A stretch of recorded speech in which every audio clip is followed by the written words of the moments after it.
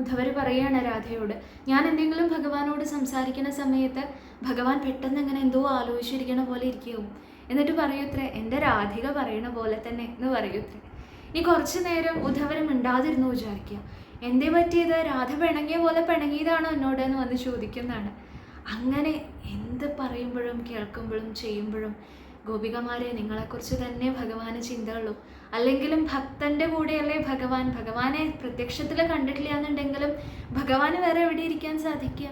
ഗുരുവായൂർ അമ്പലത്തിലാണോ ഭഗവാൻ? ഗുരുവായൂർ അമ്പലത്തിലും ഉണ്ട്. എന്തുകൊണ്ടാണ്? അവിടെ ഭക്തന്മാരുടെ സാന്നിധ്യം ഉള്ളതുകൊണ്ടാണ്. ഇല്ല, ഗുരുവായൂർ അമ്പലത്തിൽ മാത്രമേ ഉള്ളൂ. അല്ല, എല്ലായിടത്തും ഉണ്ട്. എവിടെയൊക്കെ ഭക്തന്മാരുണ്ടോ, എവിടെയൊക്കെ ഭക്തി ഉണ്ടോ, അവിടെയൊക്കെ ഗുരുവായൂരപ്പനുണ്ട്. അവിടെ പോയിട്ട് തന്നെ കാണണം നിർബന്ധമൊന്നുമില്ല. കാണാൻ സാധിക്കും വെച്ചാൽ പോവുക, സാധിക്കണില്ല വെച്ചാൽ ഭക്തിയോടുകൂടി നമ്മൾ സ്മരിക്കുമ്പോൾ ഇവിടേക്ക് എഴുന്നള്ളും ഭഗവാൻ. എവിടെയാണോ ഭക്തരിയ്ക്കണത് അവിടെയാണ് തീർത്ഥക്ഷേത്രം, അവിടെയാണ് ഗുരുവായൂർ.